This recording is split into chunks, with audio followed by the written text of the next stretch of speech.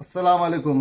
আওয়ামী লীগের সাধারণ সম্পাদক জনাব ওবায়দুল কাদের গত বৈষম্য বিরোধী ছাত্র আন্দোলনের পতনের পর তার এখন পর্যন্ত কোনো হদিস পাওয়া যায়নি। গত 2 দিন যাবৎ সোশ্যাল মিডিয়াতে একটি খবর চাউর হচ্ছে যে ওবায়দুল কাদের মারা গেছেন। এই কথার যুক্তি হচ্ছে যে তিনি গত 7 মাসেও সোশ্যাল মিডিয়া সহ কোথাও তার কোনো হদিস পাওয়া যাচ্ছে না। আওয়ামী লীগের বিভিন্ন পলাতক নেতারা কোথায় আছেন তা মোটামুটি অনুমান করা যায়। আওয়ামী লীগের সভানেত্রী শেখ হাসিনা দিল্লিতে আছেন সেটা মোটামুটি পরিষ্কার, কারণ তার বিভিন্ন ধরনের বক্তৃতা বিবৃতির মাধ্যমে আমরা পাই। এবং আওয়ামী লীগের অন্যান্য নেতারাও বেশিরভাগ কলকাতাতে অবস্থান করছেন, কিছু কিছু নেতারা ইউরোপের বিভিন্ন দেশে অবস্থান করছেন। সাবেক পররাষ্ট্রমন্ত্রী হাসান মাহমুদ বর্তমানে বেলজিয়ামে আছেন এবং আওয়ামী লীগের শীর্ষস্থানে কিছু নেতা ইংল্যান্ডে অবস্থান করছেন। যাই হোক আর কি, ওবায়দুল কাদেরের বিরুদ্ধে কিছু ফটোকার্ড সোশ্যাল মিডিয়াতে প্রকাশ হয়েছে যে ওবায়দুল কাদের শাহাদাত বরণ করেছেন বা শহীদ হয়েছেন।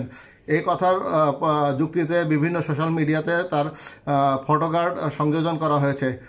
অনুসন্ধান রিপোর্ট অর্থাৎ রিউমার চেকারের মাধ্যমে জানতে পারা যায় যে তার এই নিহত হওয়ার খবরটি সত্য কিনা। ওবায়দুল কাদের এক সময়কার আওয়ামী লীগের অত্যন্ত প্রভাবশালী নেতা ছিলেন, বর্তমানেও তিনি প্রভাবশালী, কিন্তু যেহেতু গত ফ্যাসিস্ট আওয়ামী লীগ সরকার বর্তমানে ক্ষমতাচ্যুত হয়েছেন জুলাই গণ অভ্যুত্থানের আন্দোলনের মাধ্যমে, কাজেই তাদের সেই অবস্থান এখন আর নেই।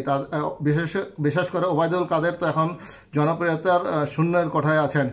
গত বৈষম্য বিরোধী ছাত্র আন্দোলনের বাংলাদেশে অরাজকতার জন্য ওবায়দুল কাদেরকে প্রধানত দায়ী করা হয়, কারণ শেষ দিকে তিনি বাংলাদেশের ছাত্র জনতাকে উস্কে দিয়েছিলেন।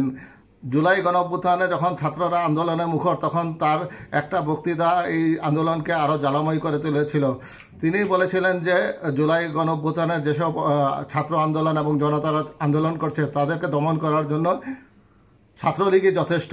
তারপরে আন্দোলন আরও চাঙ্গা হয়ে ওঠে এবং পরবর্তীতে তিনি শেষ পর্যায়ে যখন একবারে 5ই আগস্টের কয়েকদিন আগে তিনি একটি বিবৃতি দিয়েছিলেন যে আইনশৃঙ্খলা রক্ষা বাহিনীর সঙ্গে মিটিং করে তিনি সেই দিনই এক সংবাদ সম্মেলনে বলেছিলেন যে আন্দোলনকারীদেরকে দেখা মাত্র গুলির নির্দেশ দেওয়া হয়েছে, শুট অ্যাট দ্য সিন, অর্থাৎ যেখানেই আন্দোলনকারীকে পাবেন সেখানেই হত্যা করা হবে বিক্ষোভ দমনের জন্য।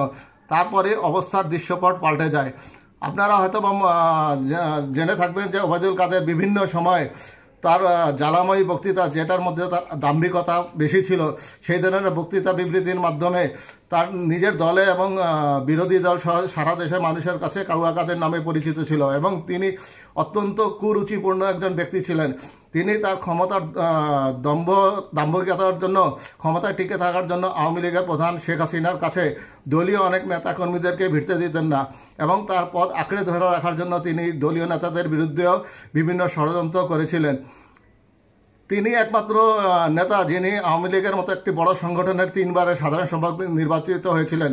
কতটা ক্রিমিনাল ব্রেনের অধিকার হলে এই পদটি টানা 3 বার একজন নেতা ধরে রাখতে পারে। তিনি দলের বিরুদ্ধে অনেক বিতর্কিত অবস্থান করেছিলেন, যার কারণে তিনি পদটি আঁকড়ে ধরেছিলেন। সেই পরিপ্রেক্ষিতে তার ব্যাপারে যে খবর এসেছে যে তিনি মারা গেছেন, সেই নিয়ে সোশ্যাল মিডিয়া বিভিন্ন রকমের মন্তব্য করছে। জায়জাদিন পত্রিকা 3রা মার্চ একটি বক্তৃতা দিয়েছেন, কোথায় আছেন ওবায়দুল কাদের, তার লোকেশনটা কোথায়।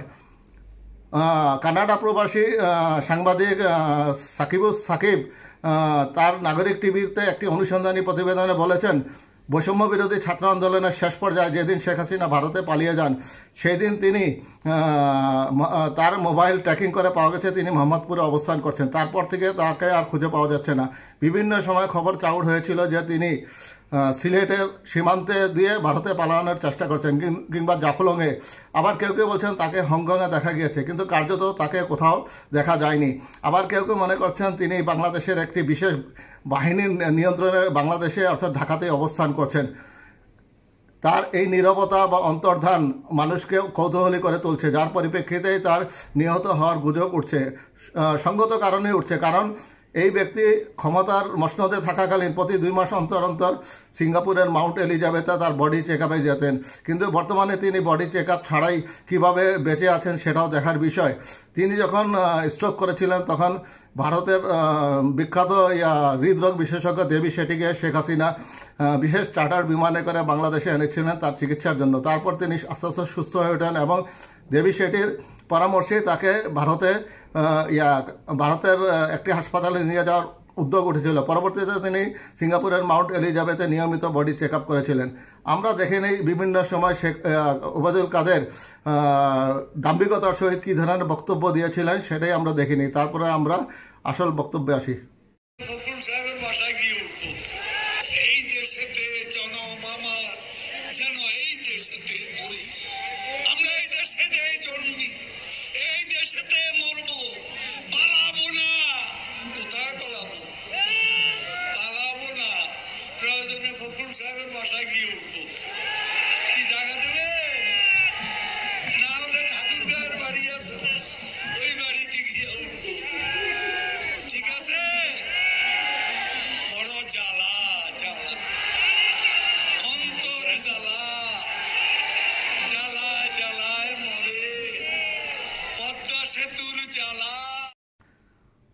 ওবায়দুল কাদেরের নিহতের ব্যাপারে যে তথ্য বেরিয়েছে তার ব্যাপারে রিউমার চেকার মানে স্ক্যান চেকার চেক করেছে এবং সেখানে দেখা গেছে যে বিভিন্ন যে ফটো কার্ডের মাধ্যমে যে ওবায়দুল কাদেরের মৃত্যু হওয়ার গুজব ছড়িয়েছে সেটা আসলেই মিথ্যা।